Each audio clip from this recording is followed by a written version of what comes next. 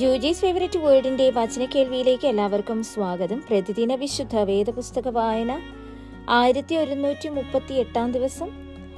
അപ്പോസ്തലനായ പൗലോസ് എബ്രായർക്ക് എഴുതിയ ലേഖനം 7-ാം അധ്യായം. ശാലേം രാജാവും അത്യുന്നതനായ ദൈവത്തിന്റെ പുരോഹിതനുമായ ഈ മൽക്കീസെദേക്ക് രാജാക്കന്മാരെ ജയിച്ചു മടങ്ങി വരുന്ന അബ്രഹാമിനെ എതിരേറ്റു അനുഗ്രഹിച്ചു.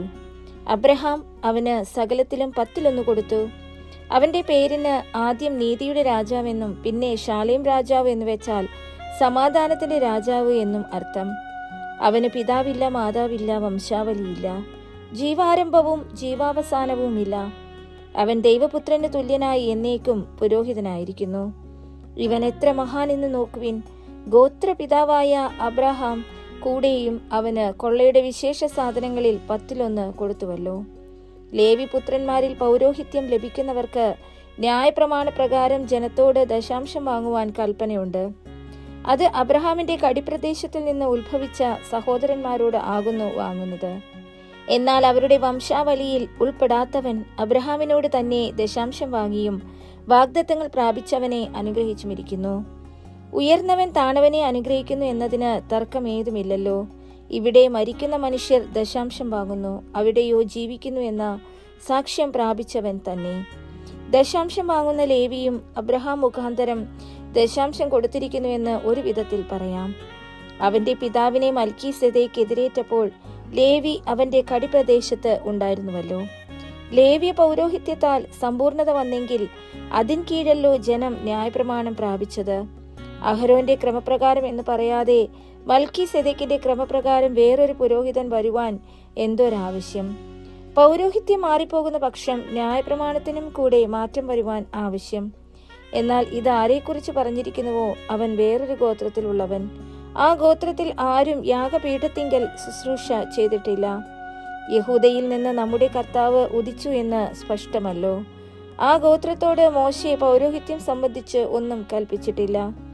ജഡസംബന്ധമായ കൽപ്പനയുടെ പ്രമാണത്താലല്ല, അഴിഞ്ഞുപോകാത്ത ജീവന്റെ ശക്തിയാൽ ഉളവായ വേറെ ഒരു പുരോഹിതൻ മൽക്കീസെദേക്കിന് സദൃശനായി ഉദിക്കുന്നുവെങ്കിൽ അത് ഏറ്റവും അധികം തെളിയുന്നു.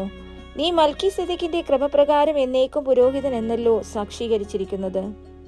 മുമ്പിലത്തെ കൽപ്പനയ്ക്ക് അതിന്റെ ബലഹീനതയും നിഷ്പ്രയോജനവും നിമിത്തം നീക്കവും ന്യായപ്രമാണത്താൽ ഒന്നും പൂർത്തി പ്രാപിച്ചിട്ടില്ലല്ലോ.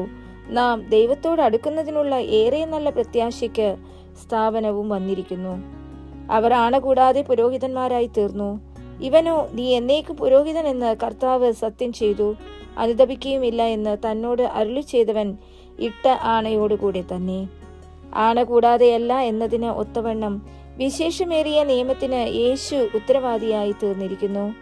മരണം നിമിത്തം അവർക്ക് നിലനിൽപ്പാൻ മുടക്കം വരിക കൊണ്ട് പുരോഹിതന്മാരായി തീർന്നവർ അനേകരാകുന്നു. ഇവനോ എന്നേക്കും ഇരിക്കുന്നത് കൊണ്ട് മാറാത്ത പൗരോഹിത്യമാകുന്നു പ്രാപിച്ചിരിക്കുന്നത്. അതുകൊണ്ട് താൻ മുഖാന്തരമായി ദൈവത്തോട് അടുക്കുന്നവർക്ക് വേണ്ടി പക്ഷവാദം ചെയ്യുവാൻ സദാ ജീവിക്കുന്നവനാകയാൽ അവരെ പൂർണ്ണമായി രക്ഷിപ്പാൻ അവൻ പ്രാപ്തനാകുന്നു. ഇങ്ങനെയുള്ള മഹാപുരോഹിതനല്ലോ നമുക്ക് വേണ്ടിയത്. പവിത്രൻ, നിർദോഷൻ, നിർമ്മലൻ, പാപികളോട് വേർവിട്ടവൻ, സ്വർഗത്തേക്കാൾ ഉന്നതനായി തീർന്നവൻ. ആ മഹാപുരോഹിതന്മാരെ പോലെ ആദ്യം സ്വന്തം പാപങ്ങൾക്കായും പിന്നെ ജനത്തിന്റെ പാപങ്ങൾക്കായും ദിനം പ്രതി യാഗം കഴിപ്പാൻ ആവശ്യമില്ലാത്തവൻ തന്നെ. അത് അവൻ തന്നെത്താൻ അർപ്പിച്ചുകൊണ്ട് ഒരിക്കലായിട്ട് ചെയ്തുവല്ലോ. ന്യായപ്രമാണം ബലഹീന മനുഷ്യരെ മഹാപുരോഹിതന്മാരാക്കുന്നു. ന്യായപ്രമാണത്തിന് പിമ്പുള്ള ആണയുടെ വചനമോ എന്നേക്കും തികഞ്ഞവനായി തീർന്ന പുത്രനെ പുരോഹിതനാക്കുന്നു.